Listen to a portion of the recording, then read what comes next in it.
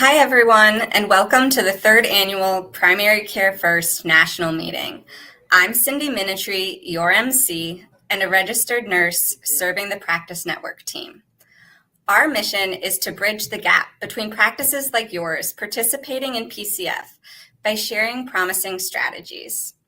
We're so delighted to unite practices, payers, and partners for 2 days of connection, strategy sharing, and growth, all with a focus on care. Thanks for being here today. We'd love for everyone to begin by introducing yourself in the chat, share your practice, and where you're joining us from. Now, it's my pleasure to introduce Sarah Fogler, Director of the Primary Care Model Groups at the CMS Innovation Center. Over to you, Sarah. Great. Thank you so much, Cindy, and good morning to everyone. Let me reiterate our welcome on behalf of CMS to the third annual Primary Care First National Meeting.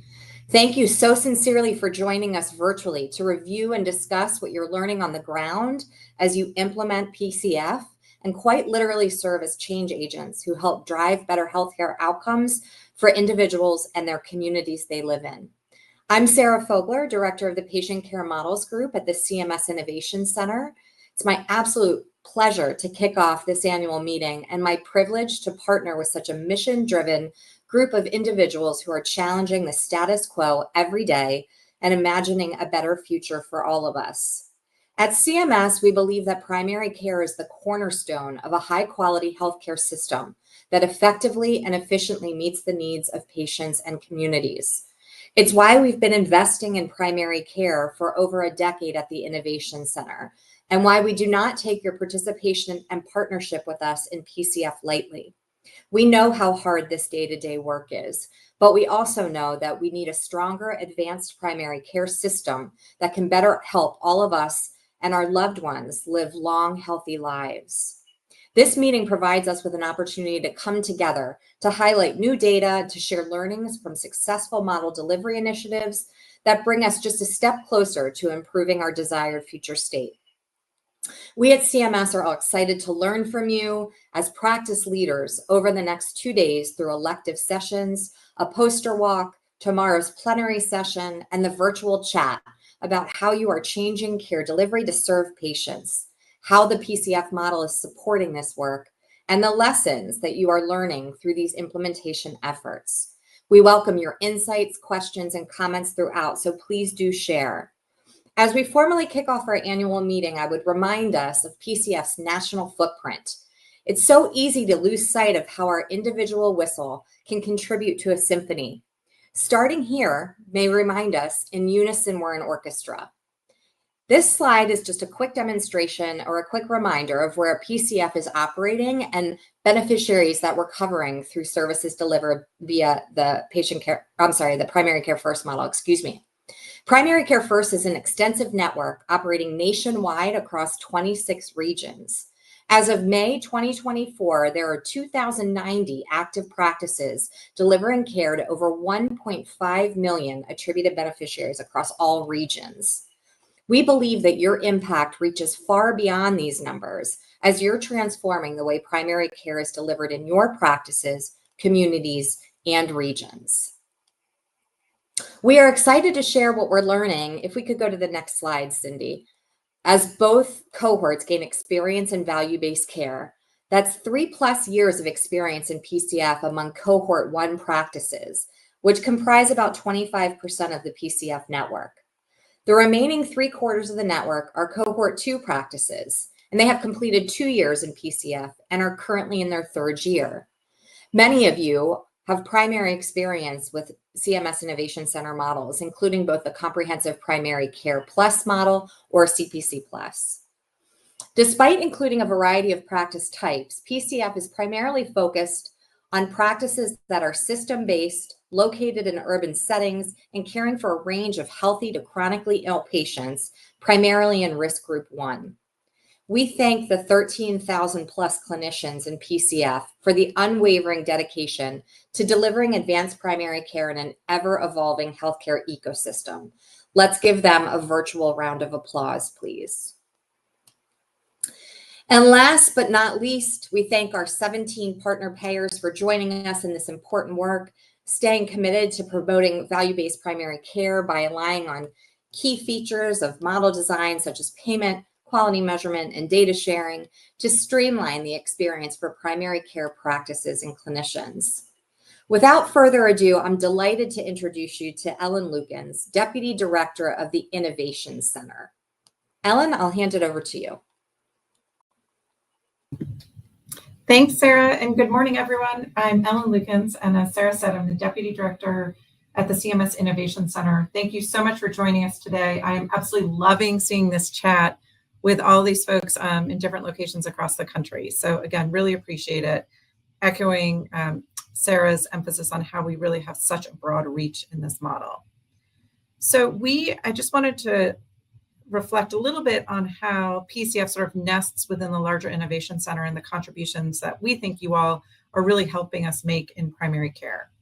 We are proud here at the Innovation Center of the Primary Care First model. As you all are probably aware, it's a really important model to help us understand the performance of primary care, differing incentives, and really how we can support you as primary care practices to deliver high quality patient care and reduce avoidable hospitalizations.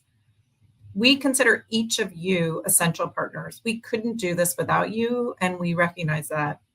So you have the courage to test this with us, and we appreciate that, and also believe that we're really joined in this joint goal of the journey to drive better and healthier primary care for Medicare patients and communities.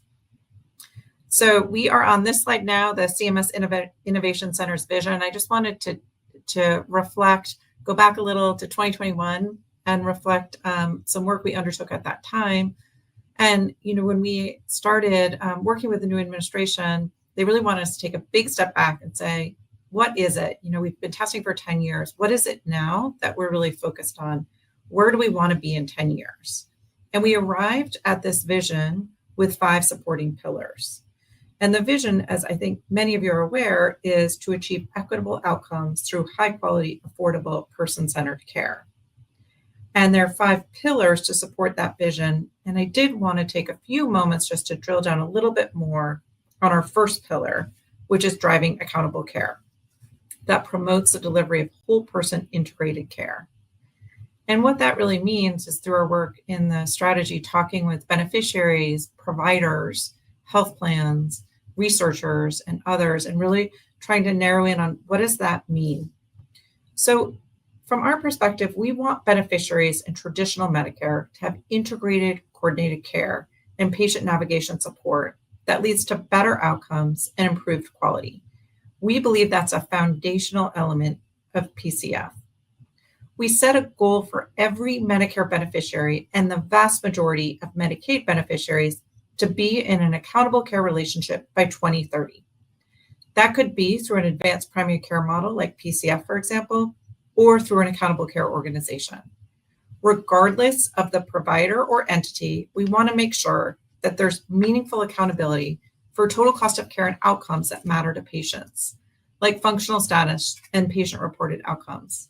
We also understand that every provider may not be immediately able to take on insurance risk, but they can start to take on performance risk. That is, reflect on the total cost of care for their beneficiaries.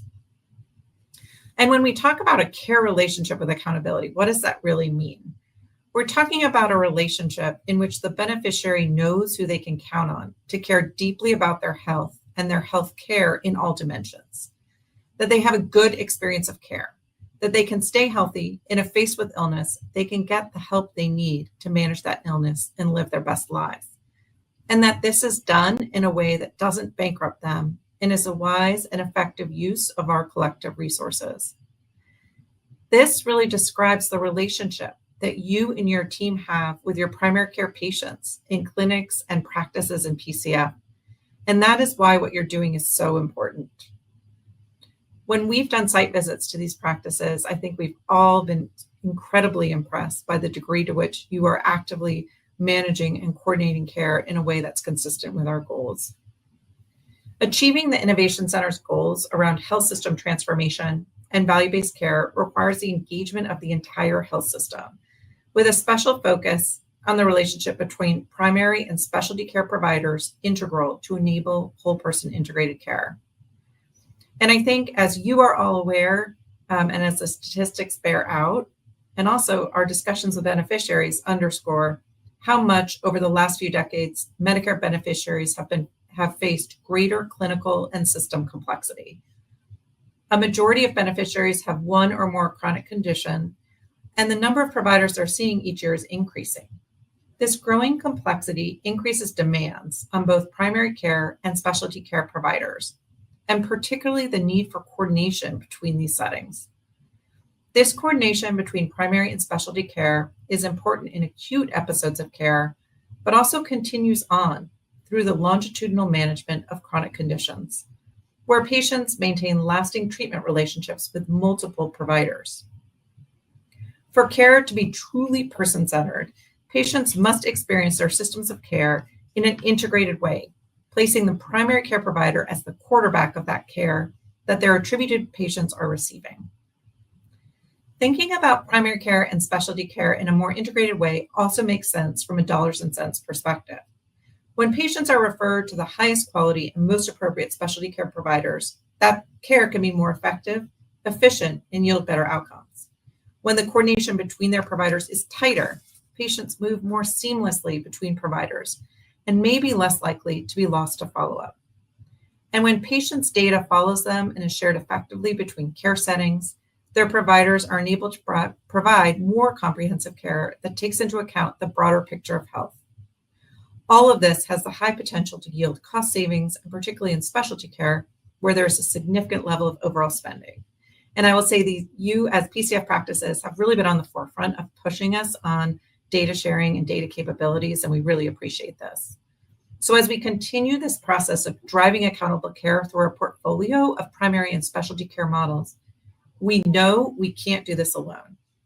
We are prioritizing engagement with you, our PCF model participants, and other interested stakeholders to learn more about how change happens, where new learnings are emerging, and also where things don't go exactly the way we expected, but can be done differently next time.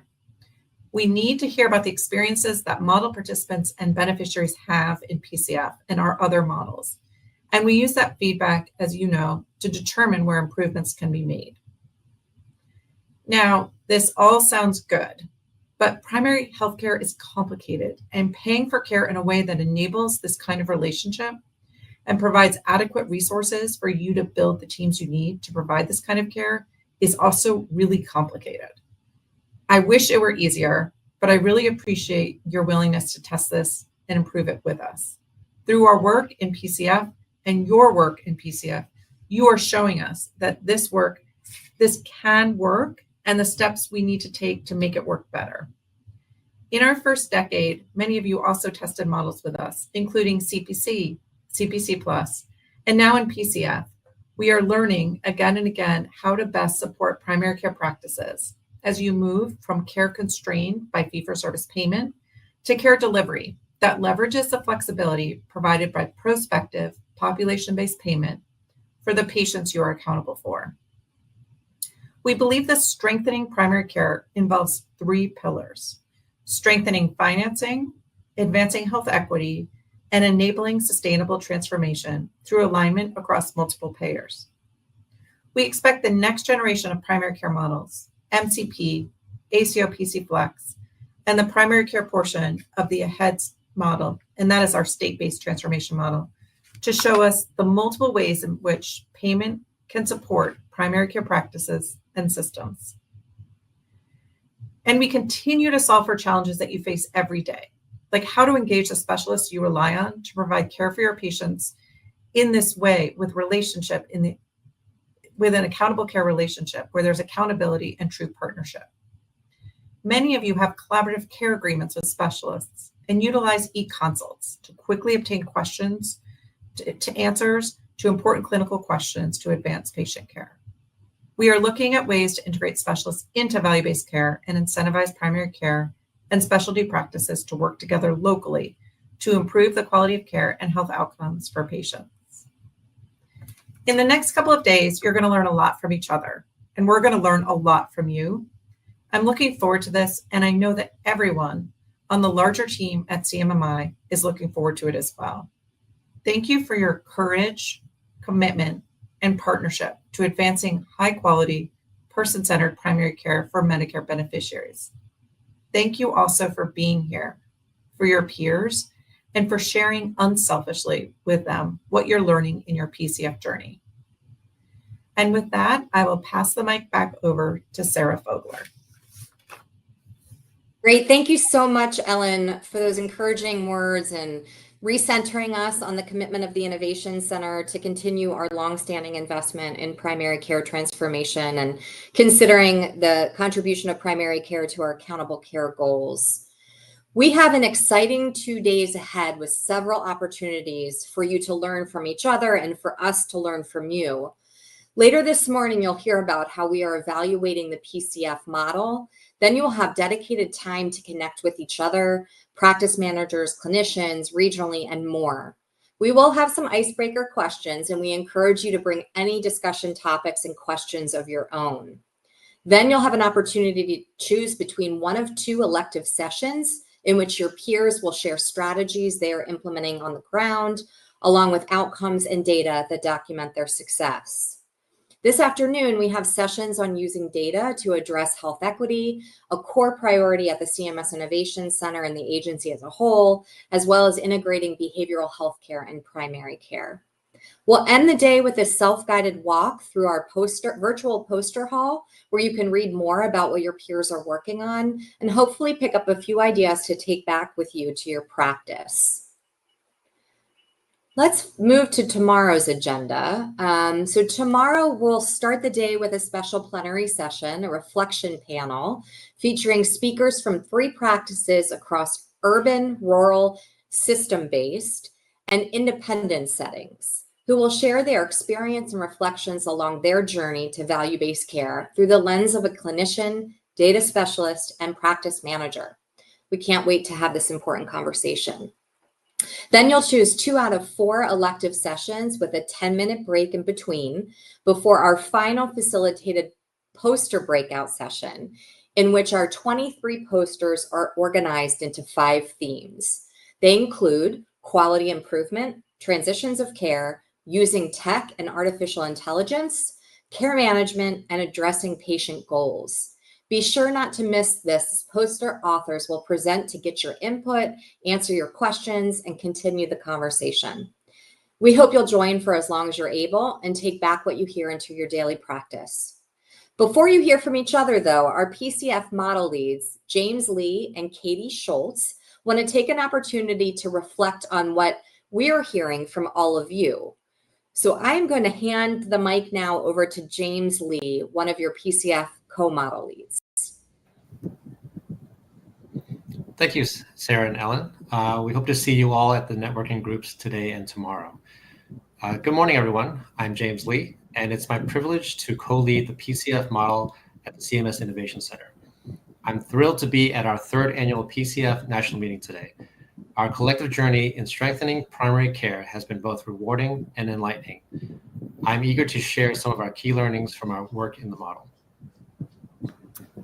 Hi, everyone. Good morning. I am Katie Schultz, and I am honored to co-lead the PCF model with James here. It's really a joy to be part of this impressive community, each of you dedicated to improving primary care alongside us. Today, we're going to delve into the state of PCF and how you all, our PCF community, have been delivering and improving care. We have a wealth of data and insights to share with you. These valuable pieces of knowledge are key to refining our approach to primary care. So let's explore the progress we've made and the lessons we've learned on our journey together. So let's begin by highlighting the strategy you're adopting in delivering primary care. Our data shows that a significant number of practices have implemented strategies aimed at enhancing access to care, advancing health equity, and coordinating care. When we examine the specifics, we see that most practices offer video-based conferencing, and many facilitate visits over electronic exchanges, allowing patients to receive care when and where they need it most. Nearly all practices systematically gather data on patients' race, ethnicity, and preferred language. Our commitment to understanding and addressing the diverse needs of our community help ensure that everyone receives high quality and culturally competent care. And an impressive number of practices integrate behavioral health care, ensuring a comprehensive care strategy that addresses mental as well as physical health. Your commitment to not just delivering high quality care, but also continuous innovation is genuinely inspiring. It's this commitment to embracing these strategies that make our journey in primary care transformation so rewarding. We'd love to launch a quick poll to explore this care delivery insight a little bit more. In a second, we'll ask what behavioral health outcomes you and your practice prioritize when monitoring your patients. Please take a second to answer the poll, and we'll see the answers coming live. Okay, so the question asks, what behavioral health outcomes do you most prioritize when monitoring your patients? A, screenings, B, emergency room visits, C, medication use or adherence, D, therapy, E, other, or F, none of the above. So please take a few seconds to answer this poll. All right, so we're seeing the results now, and it looks like the majority of folks chose screenings. It seems to be wavering around 66 to 67%. And emergency room visits. Another big one is medication use or adherence at 13%. And I guess it's good news that not many of you chose none of the above. So that's at a little under 2% there. It's great. So thank you all so much for completing this poll. It's continuing to evolve a bit. So zooming in on one of the critical aspects of our work, enhancing access to care for our patients. The insights we've gleaned from our PCF care delivery reporting reveal the significant strides PCF practices are making for this domain. You're achieving this through strategic patient outreach and the innovative use of technology. Let's first examine patient outreach. We've discovered that 61% of practices deploy community health workers, health coaches, and caregiver support staff for patient outreach. This proactive method bolsters patient engagement and elevates the quality of care delivered. Moreover, we've seen how technology is revolutionizing care delivery. More than 80% of practices are harnessing the power of technology to enhance access to care. This includes video conferencing and electronic visits, which offer convenience and flexibility and extend the reach of healthcare services. Why is this important, and what impact does it have? These strategies enhance patient care and access and reflect how practices are adapting to meet contemporary healthcare needs. The integration of technology in outreach programs represents a move towards a more patient-centric model of care, which is crucial for improving health outcomes and the care experience. Your commitment to expanding access to care speaks volumes about your dedication to evolving and improving primary care delivery. We commend your efforts and look forward to the bright future of value-based primary care. So let's shift our focus to the risk stratification approach PCF practices are currently employing. According to our data, 80% of practices use a combined approach for risk stratification, enhancing algorithm-based strategies with clinical intuition. This combined approach is an example of how technology and clinician expertise can enhance primary care. Risk stratification is a foundational strategy supporting the shift from reactive to proactive care management and identifies patients who may need additional resources. In PCF, over 55% of practices are growing their teams to support the additional needs of their patient population by including care managers, social workers, behavioral health services, and pharmacists. These strategies showcase how practices are evolving to meet patient complex needs by utilizing innovative risk stratification methods and building diverse teams. We're upholding the high standard of quality care. Additionally, this approach helps manage health risks and conditions effectively, leading to improved health outcomes and better care experience. Let's move on to a crucial aspect of primary care, advancing health equity. Practices are making meaningful progress in promoting health equity. The data we've collected clearly show that a significant number of practices are actively working towards reducing health disparities and fostering inclusive health outcomes. A standout piece of information from our data is that over half of practices have dedicated leaders within their practice or larger organization driving efforts to promote health equity. The presence of dedicated leadership for health equity can trigger changes to alleviate disparities and promote inclusive health outcomes. By prioritizing health equity, we're making a profound statement that every patient deserves high quality, personalized healthcare, and we are unwavering in our commitment to making that a reality. I want to express my deep admiration for your commitment and the significant strides you are making in advancing health equity. Moving on to care delivery trends. One of the main observations is that 69% of practices proactively followed up with all patients discharged from the hospital. This demonstrates an impressive commitment to ongoing patient care and management of transitions of care. For some PCF practices, a focused approach is implemented, following up only with a select group of patients. This targeted approach may allow some practices to prioritize personalized care for those who need it most. Now, let's look at the changes in staffing that we've observed. Traditionally, care managers have been staffed to assist high-risk, high-needs patients. However, between 2021 and 2023, we've seen a significant increase in staffing social workers, behavioral health specialists, and pharmacists. The data shows that staffing social workers has risen from 49% to 66%. Similarly, including behavioral health specialists has grown from 44% to 58%, and the addition of pharmacists on the care team has increased from 45% to 56%. These staffing trends highlight the multidisciplinary approach practices are adopting to ensure patients receive comprehensive and personalized care. It's clear that practices are expanding and diversifying their teams to meet the varied needs of their patients. I want to take a minute to spotlight the innovative approaches in data aggregation being spearheaded by the CMS Innovation Center to amplify real-time actionable data for practices. This data aggregation effort curates and standardizes data across multiplayer claims, clinical data, encounter data, and more. It turns varied data into a single source of truth to support practices as they work to improve quality and reduce the cost of care. We will dive deeper into data aggregation during tomorrow's Improving Patient Outcomes elective session. Our initial findings are quite enlightening. For example, we've observed a correlation between higher patient experience of care survey composite scores and a decrease in emergency department utilization in primary care first regions, where CMS is actively involved in data aggregation and supporting encounter notification services. This approach enhances practices' ability to receive near real-time encounter notification services alerts when the health status of an attributed PCF Medicare fee-for-service patient changes. This capability significantly enhances patient care's responsiveness and effectiveness. Additionally, we've been partnering with health information exchanges to explore opportunities to enhance primary care. This collaboration allows us to combine different types of data, clinical, claims, lab, and test results across care settings. The result is a comprehensive longitudinal health record that offers practices a deep insight into the patient's health and treatment histories.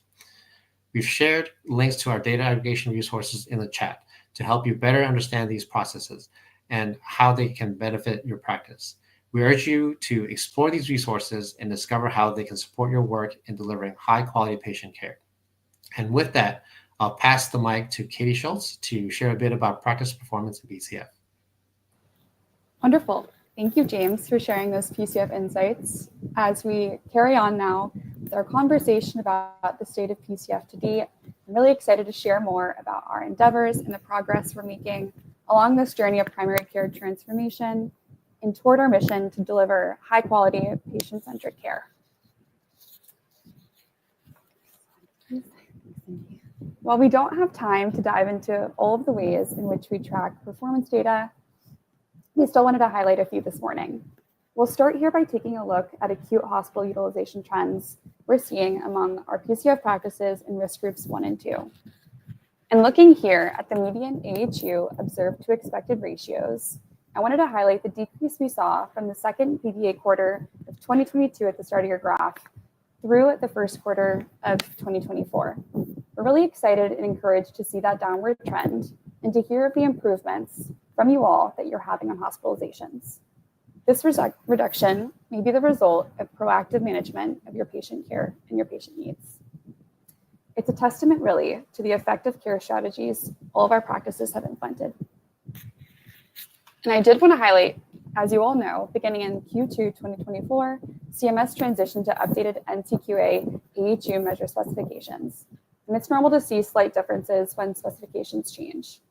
We're excited about the specifications, especially because they exclude planned hospital stays from the observed events calculation. Additional details on the measure specifications can be found on NCQA's website.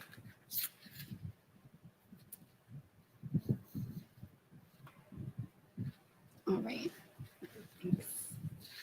And here we see our median total per capita cost observed to expected ratios across our risk group 3 and 4 practices.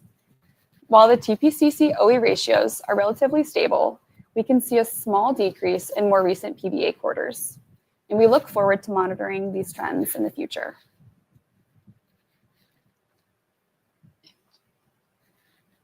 Thanks. We'll now shift our focus to the Patient Experience of Care, or PEC survey, which is one of our quality gateway measures. This survey is a crucial tool as it gathers invaluable feedback directly from our patients, which helps us identify areas for improvement and drive change together. A significant update beginning with the PY 2023 PEC survey is the introduction of a new absolute benchmark of 77. This benchmark was informed by historical PCF performance from performance years 2021 and 2022. It was introduced to be both motivational and attainable for practices. And we look forward to seeing that data from PY 2023 soon. Examining the data here, we see that the PEC survey summary scores have remained pretty consistent to date, with a slight uptick in the average scores from performance year 2021 to 2022. We know patient experience of care is a priority area for your practices, and we hope you all found our live learning events dedicated to patient experience care as beneficial as we have so far. Turning now to look at our electronic clinical quality measure performance. We've been very pleased to see a high percentage of practices in both risk groups 1 and 2 passing the benchmarks for our 3 ECQMs. PCF practices have shown really strong performance in these areas, which we want to highlight is the effort of consistent, effective strategies to enhance clinical quality and patient outcomes. Next slide, please, Cindy.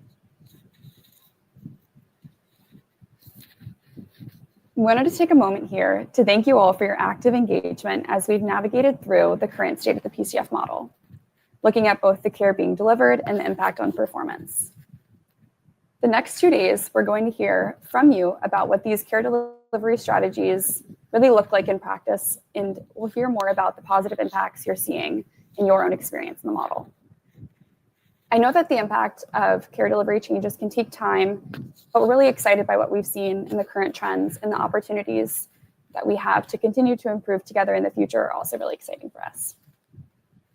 We appreciate your thoughtful feedback and questions and suggestions to date, and these have helped inform some of our recent operational updates, including the transition to the updated AHU measure specifications that I alluded to earlier, as well as the updated PEC benchmark and last year's decision to not include the days at home measure in the quality gateway assessment for PY 2023. Instead, we'll be sharing again the data from practices back to practices to help support your monitoring and assessment of this new measure. Next slide, please. We wanted to thank you all again and extend our gratitude for your invaluable contributions to our 3rd annual Primary Care First national meeting. We want to emphasize that this meeting really was designed by you all and for you.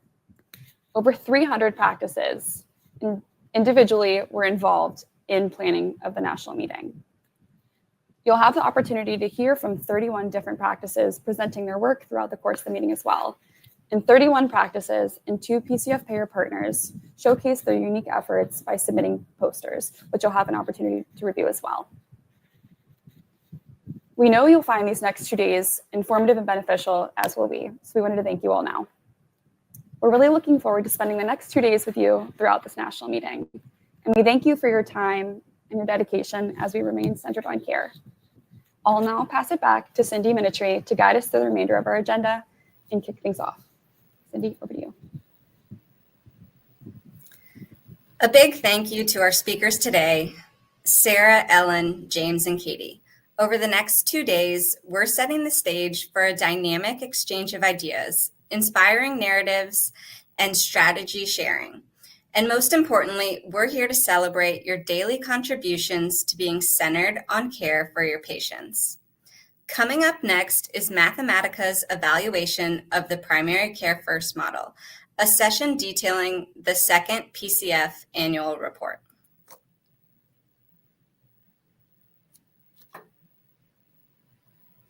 To get to the next session, click the agenda and then click Evaluation of the Primary Care First model. If you need help or any additional assistance, you can find contact information on the SpotMe platform.